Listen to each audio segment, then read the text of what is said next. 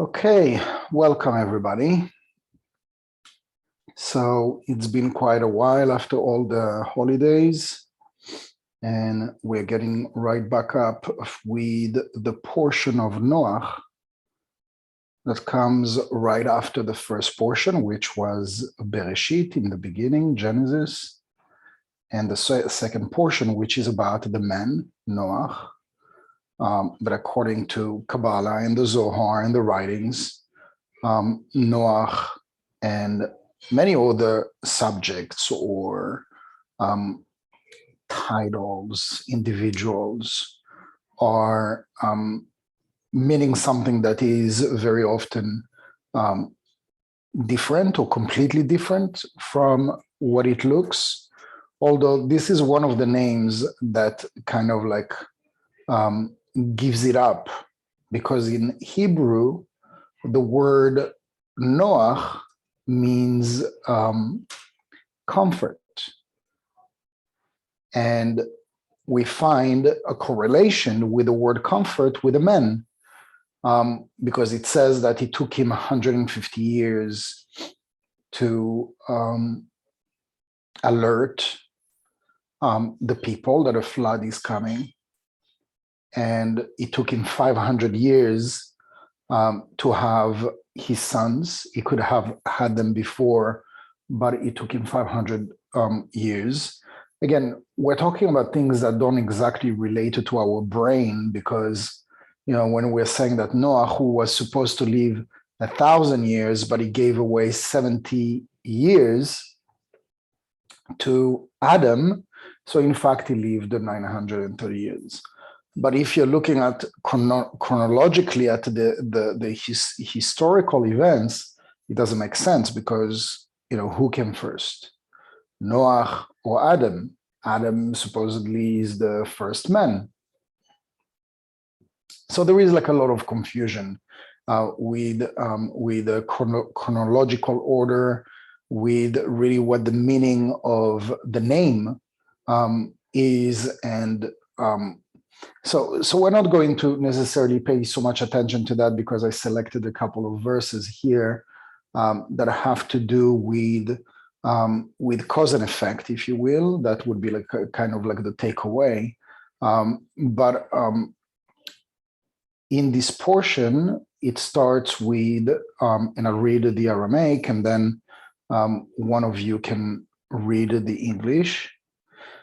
And so he says, Amar Rabbi Shimon Remat Yedai, Bitzlotin le'ela dechad reuta ila'a, le'ela le'ela kaima ala hu reuta dela, it yada velo itpas kla le'almin resha desatim yatir le'ela, וההוא רשע אפק מאי דאפק ולה ידיעה, ונהר מאי דנהר קולה בסתימו. Okay. Go ahead, anybody who wants to read? I'll read. Rabbi Shimon said, I raised my hands in high to prayer as he began to reveal the order of the emanations of the upper three sphirot of Arik Anpin, which are called Keter, the brain, of air, Moach of air, and the concealed brain, Moach. He began to reveal how to rise up to the unknown head, which is the secret of the endless world, Ein Sof. Blessed be he, because this issue is an exalted and very secret matter. He prayed so that the revelation of these secrets would be accepted before Hashem. Blessed be he. When the supernal desire at the highest point above, which is the secret of Keter, of Arik, how do you pronounce that word? Arichampin. Arichampin, is established upon the forever unknown and ungraspable desire, which is the secret of the head of Atik, called the unknown head. Keter of Arich Anpin becomes most concealed head above. And that head emanates something that is unknown, which is the brain of air of Arich Anpin. and he illuminates all that he illuminates in a concealed manner, which is the concealed brain of Arich Anpin, and shall be further explained, as shall be further explained. Thank you. I don't know if we mentioned this before, but if we're looking at the physiology of the human body, one organ, let's call it organ of the body, that has no sensation whatsoever is the brain. So you could literally do an open head surgery and poke the brain, and the person wouldn't feel anything. Now, if you do exactly the same thing to any other part of the body, you know, when they test, you know, if there is like sensation or paralysis, etc., if you don't feel anything, then something is wrong. But that is not the case for the brain. And so when we're talking about, or when we read what, the Zohar is talking about, like the concealed brain, or, the words, making reference to Keter or Arichanpin, which is like the sphera, the dimension that is the closest to the light. There is Or Ein Sof, and I guess what emanates from that is the tree of life. But the Or Ein Sof is not the 11th. The creator, the light force of the creator, is not, there is no such a thing as an 11th dimension.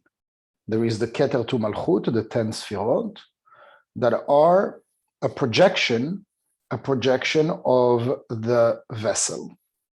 The lowest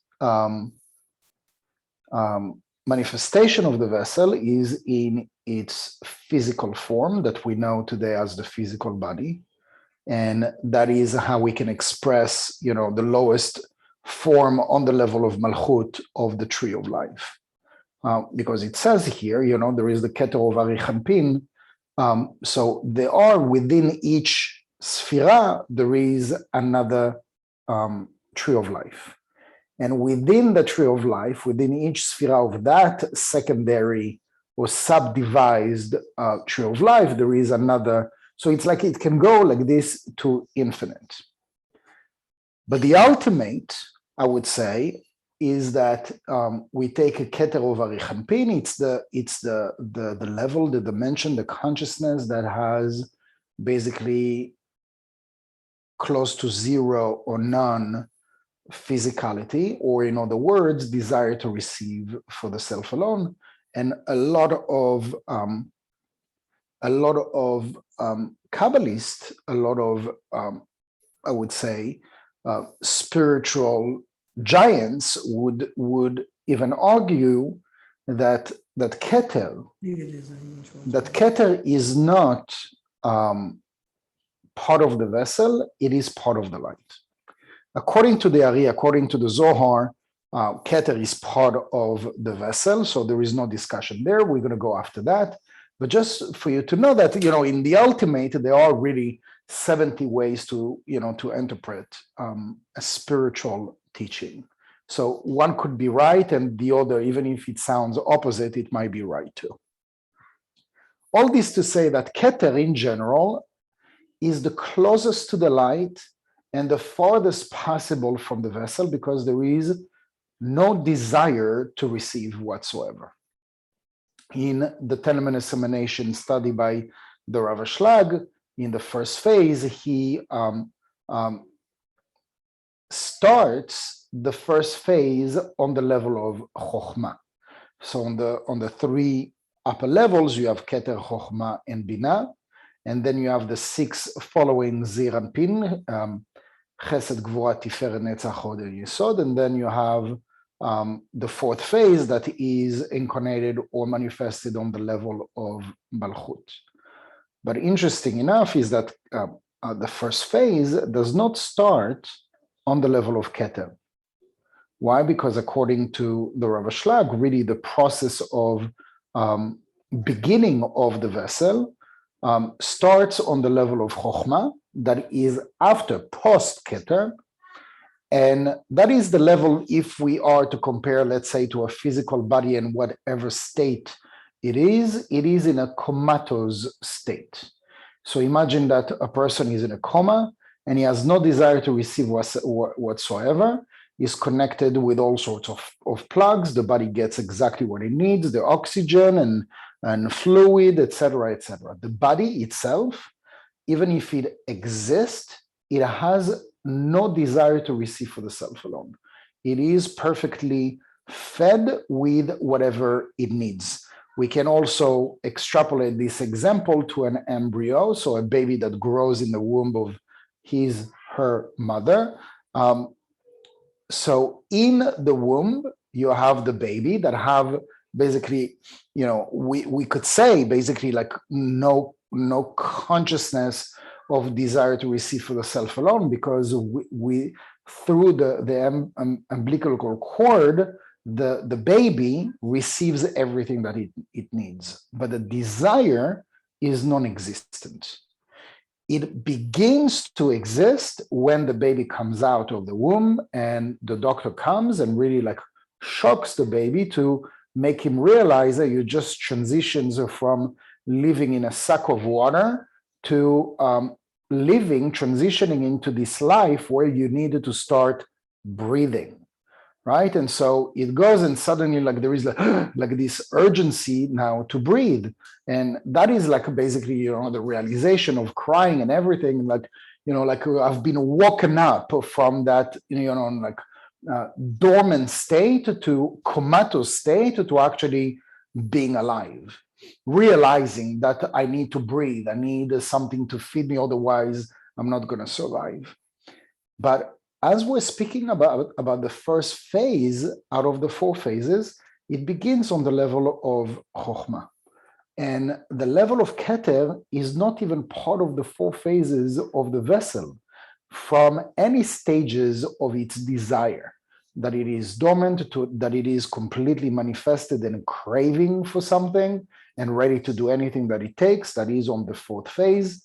Keter is unlike anything that we just discussed. But here the Zohar goes again. I raise my hands in high to prayer as he begin to reveal the order of the emanations of the upper 3 Sfirot of Arichanpin, which are called Keter. Now, the Creator, mentioned here a couple of times, we are talking here about something supernal, something perfect, something endless, the Ein Sof, that ultimately is the emanator, and we as humankind, human beings, are as a result, the emanated, the cause and the effect. So the effect in its ultimate purpose, we are made perfect. But the perfection that we are to achieve, no matter what happens, is that it is going to go through a certain process because we live in a reality that is of lower consciousness. And the Zohar is sort of like creating like this electric charge to sort of like wake us up, make us remember why we woke up in this reality, what the purpose of our existence in this physical reality is.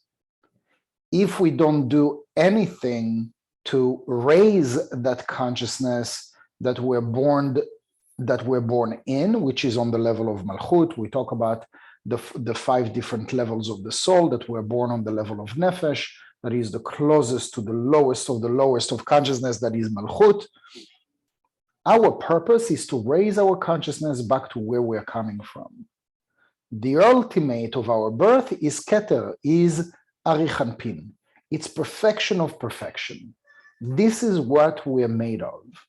But until we go back to that, it is up to every single individual to act upon with his mentality, consciousness, words, thoughts, and actions. Ultimately, the actions that we take, that we do in this physical world that are going to determine if we're going to remain stagnant for a lifetime, for a few lifetimes, or we are going to serve our purpose, learn the lessons that we came to learn so that we can accelerate this process and unconceal the brain of Ari Hanpin.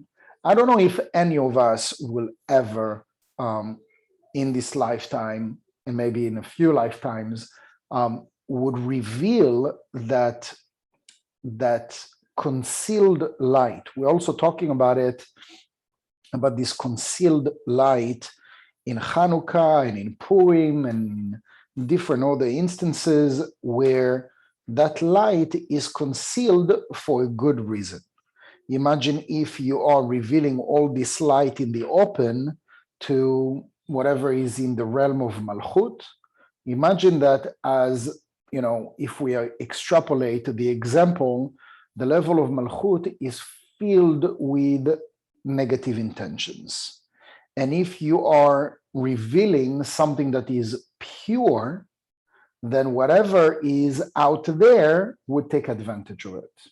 And so this is why if you have somebody who is like good-hearted and is genuine and is generous and is just about sharing and caring and loving and extending himself or herself for the world to see and to take, and there are people that are just like that unconditional, but very often the people that are unconditional and generous and giving and sharing and volunteering their life span for the sake of others, they would be surrounded by people that are just the opposite. Unfortunately, when we say like attract like, that is in the ultimate. Yes, once we have removed all those layers. But this is why if you're a good person, very often you would hear, stop being so naive. You should conceal your gifts and your talents and your generosity, etc. Why? Because people will take advantage of you.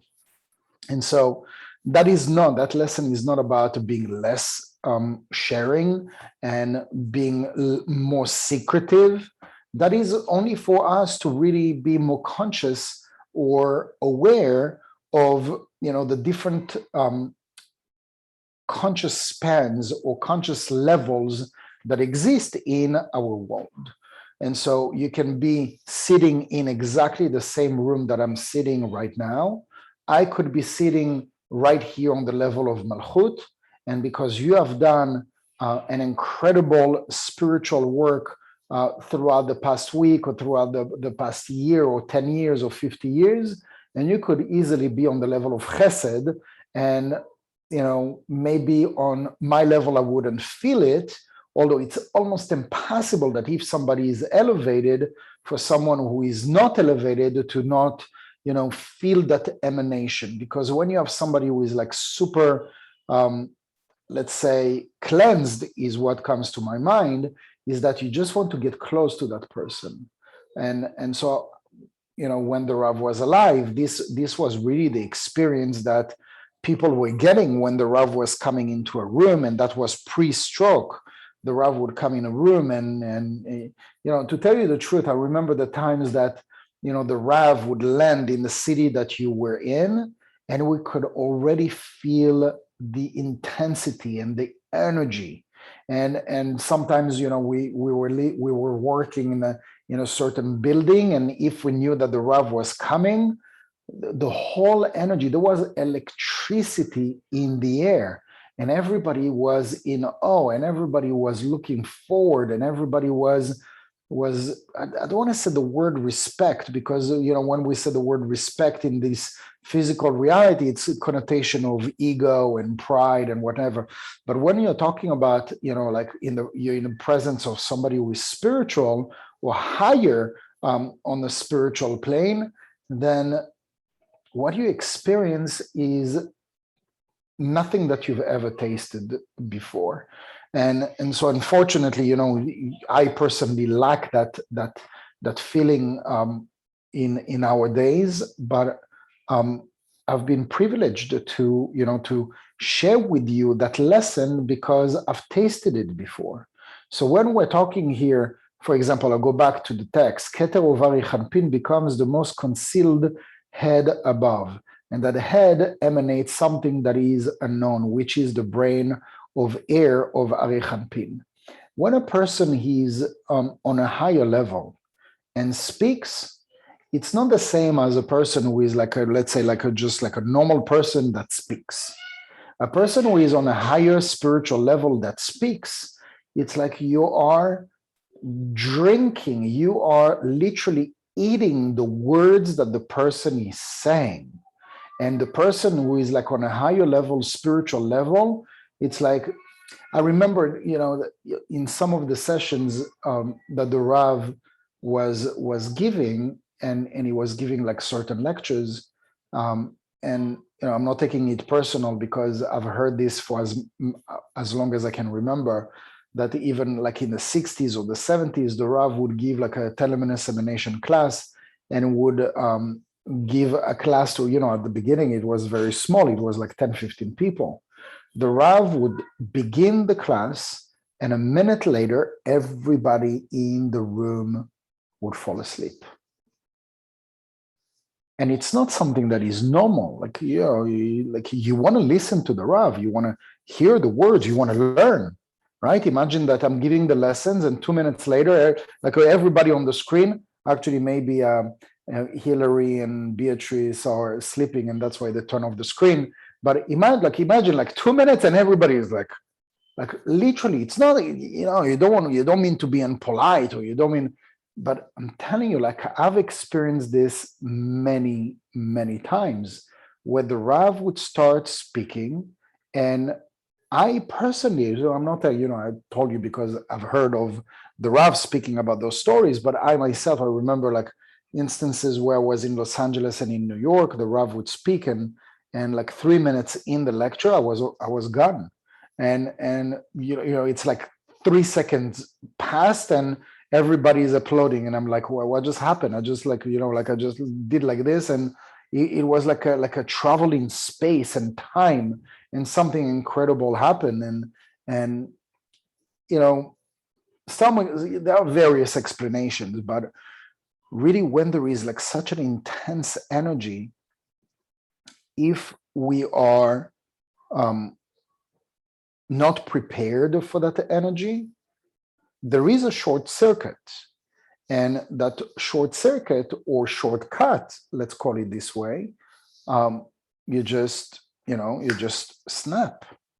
But either way, the energy experience, the energetical experience when the Rav would speak was out of this world.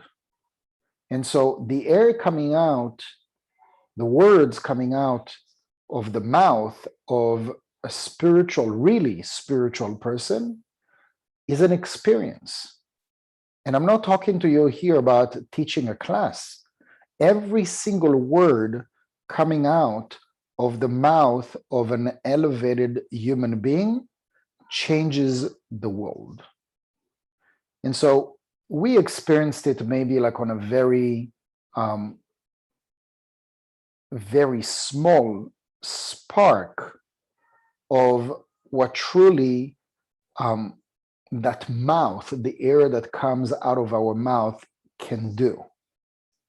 Because if you can expand that to not even like 50%, 2 or 3%, like you go back to the times of the Ari, it's not like thousands of years ago.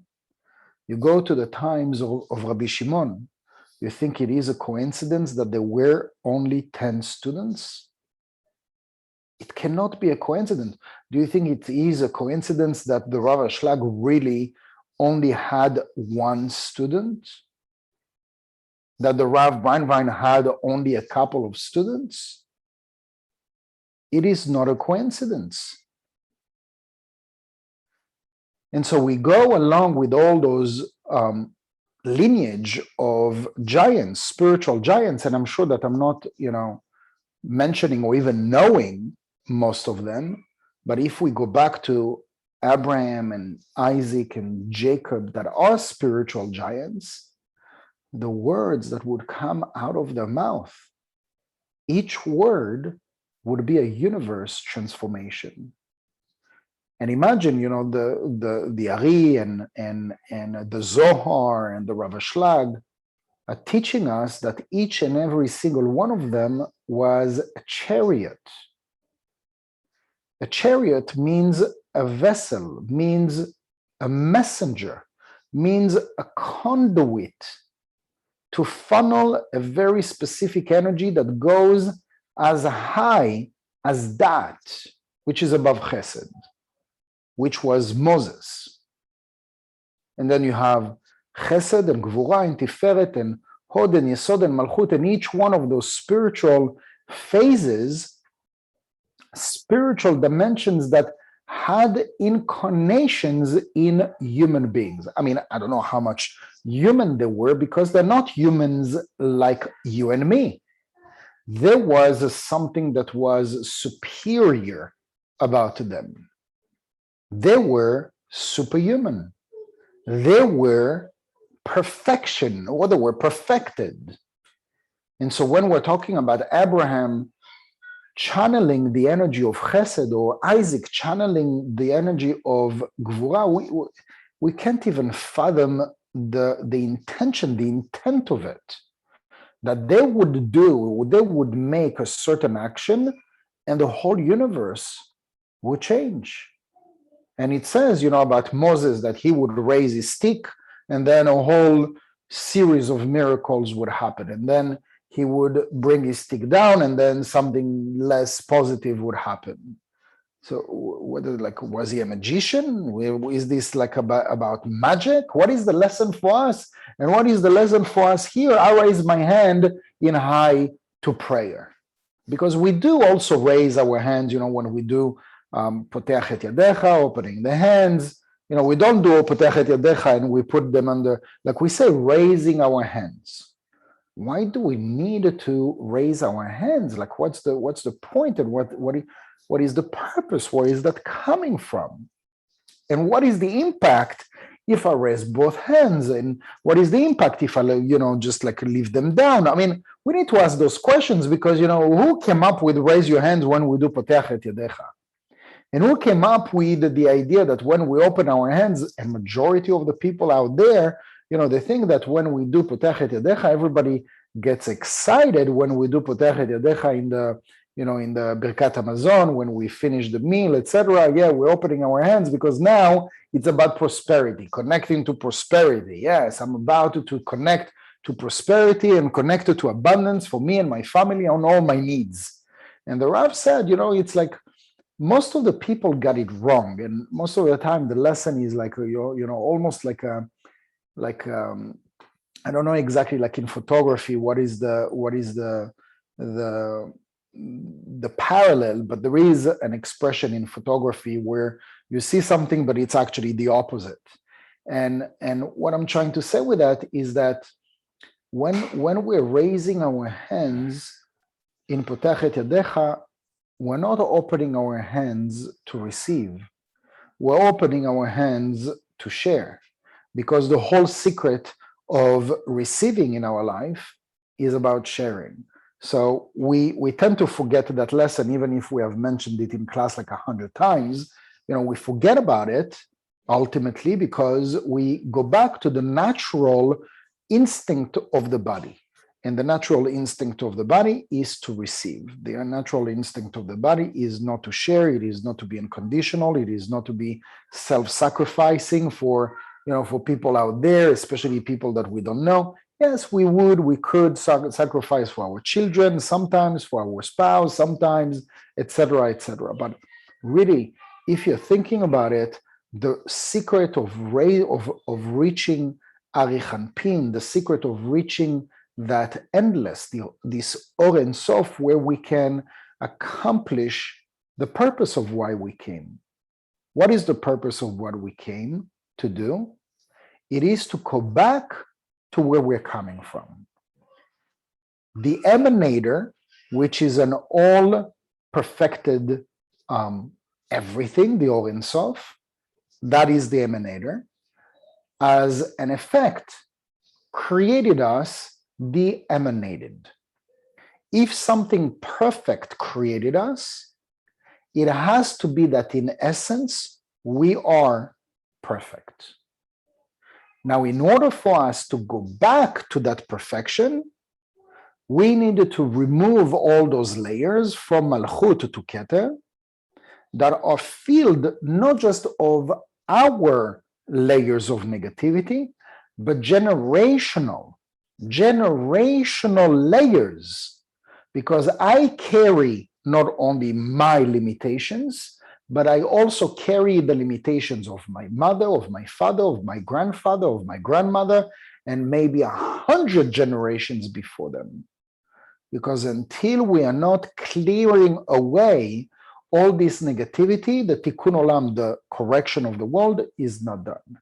And so this is why also the Ari, the Rav Isaac Luria, mentioned to his student, Rabbi Chaim Vital, that when it came his birthday, so he sort of like gave him like a little speech, but he said he went on a spree of praise to Rabbi Chaim Vital, saying how great it is, and he's much greater and higher soul than all the righteous before him, including Abraham, Isaac, and Jacob. And Rabbi Chaim Vital is like listening, he's like all embarrassed and ashamed, of his own negativity. Me?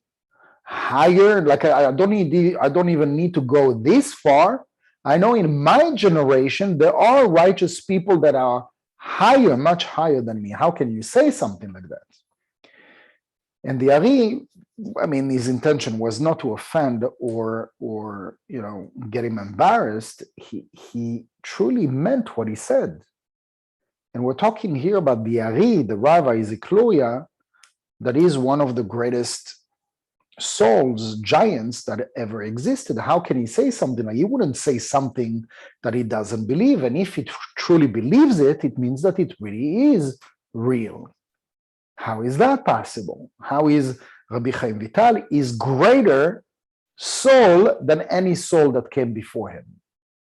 Because we can totally say with confidence, Abraham, Isaac, Jacob, and many other giants, spiritual giants, were much greater than any of the souls that ever existed. But the lesson from the Ari was, and it's also in connection with the portion of Noach, that it says about Noach, Ish Tzaddik. This is how the portion of this week begins. Noach Ish Tzaddik Bedorotav.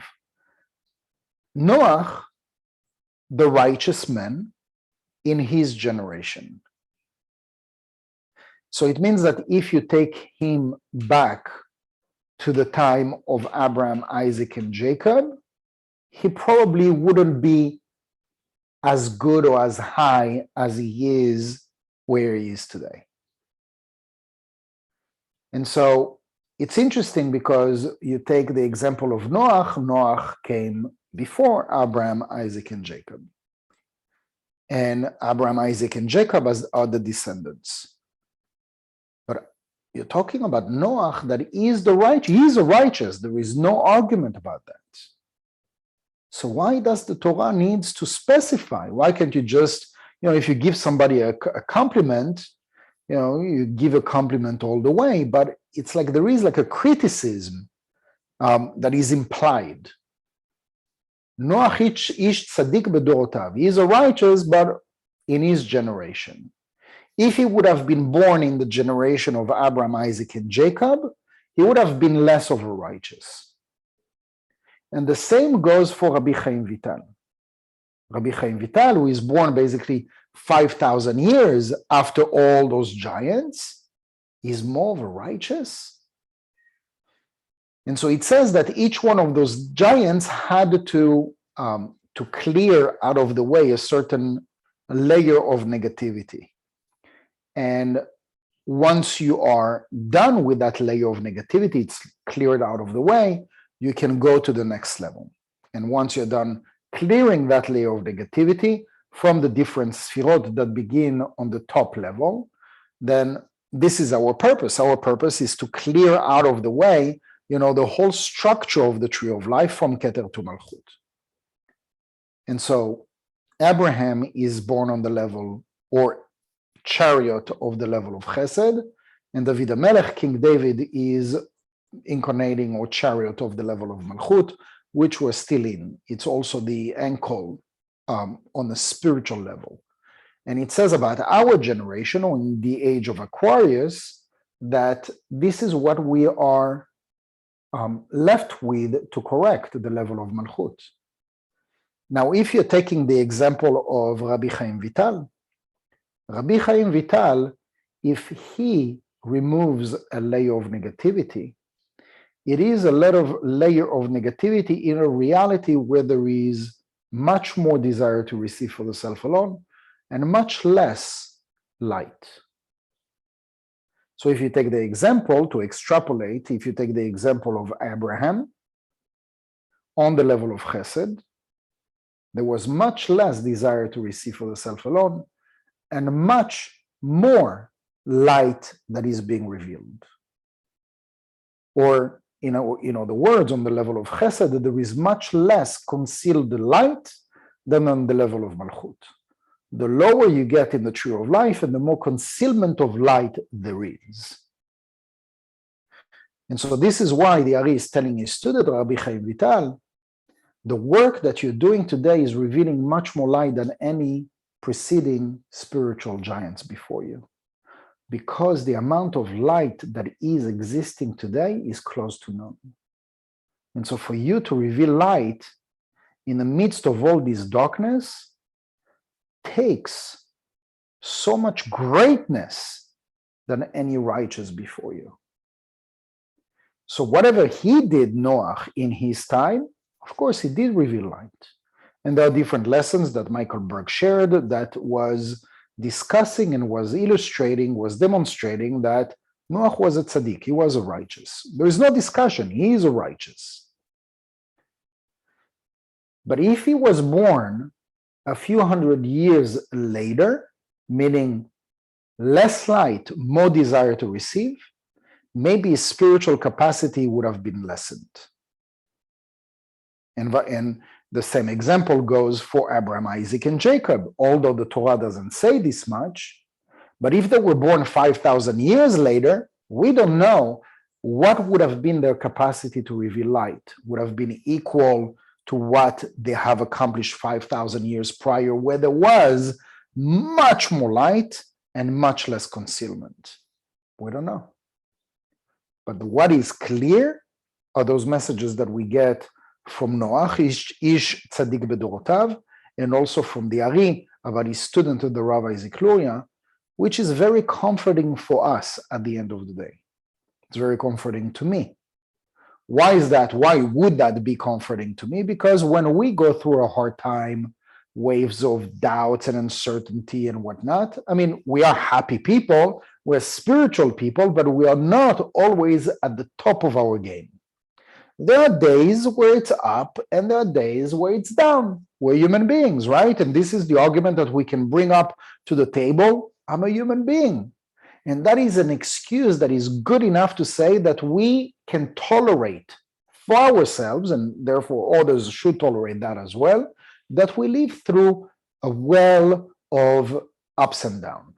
And so this is why also another illustration of not the tree of life, but the tree of knowledge that we live in this physical reality, that is filled with that reality of ups and downs. Ups and downs is part of the mechanism of this physical reality. But if we are going against the stream where we feel down, and instead we are swimming against the current, and we are raising our consciousness and our mood and our energy vibe, fight against that emotional and spiritual gravity instead of dropping dead, not literally, but energetically, and instead we're rising above, we are revealing so much more light than maybe the biggest giant spiritual righteous people that ever existed from the beginning of all time. That is true about every single one of us. That yes, majority of times, if we are to take the words and the explanation of what this portion, this verse is telling us, the air that comes out of our mouth, that we human beings that are, yes, we're doing our best and we are making efforts to become better individuals, but majority of times the air that comes out of our mouth is not revealing much light. We're busy with all sorts of things, work and children and life. We're busy with life. But words that are transcending the consciousness of humanity with one single word, first of all, it's not unique to those great spiritual giants. Each and every single one of us can achieve this reality, or maybe this momentum, where we go against the stream, we fly, we rise against all the odds.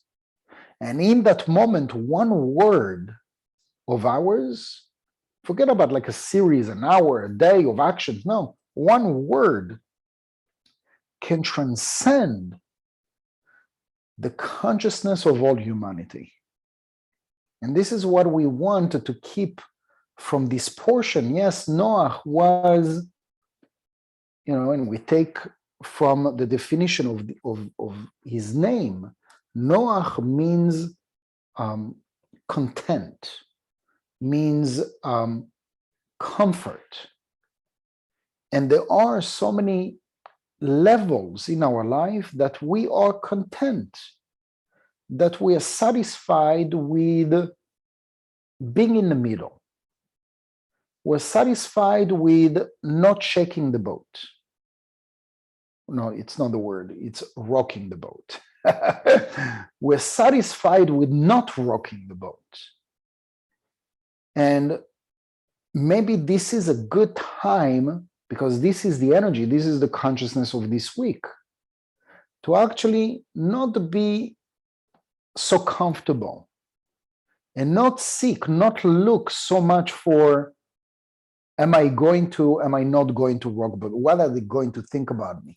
Are they going to judge me? Are they going to like me less? Are they going to still be my friend if I say what I think, if I say what I want? We live today in a society that we are so careful of what we think and what we say and what we do. And all those fears is what control our lives. And all those fears is Noach. Noach is not an individual. Noach is a pack of energy that is filled with fear. And so if we break that bubble of energy, we are certainly not only transcending ourselves, but ultimately we are transcending the world, the universe, and God knows beyond any border after that. So I wish myself and I wish all of you to transcend your current level, to go to the next level, so that we as individuals, as human beings, get one step closer to what the Zohar speak about Ari Champin, going back to where we're coming from, our emanator being the perfected or the perfecter, and we as the emanated are destined to accomplish ourselves to be perfect again. Thank you very much. It was good as usual to have all of you, and I'm looking forward for next week. Same time, we're done with all the strike or the spree of all the holidays. So we are back on track every Monday at 7 p.m. Eastern Time. Thank you very much for joining, and see you next week. Thank you. Thank you.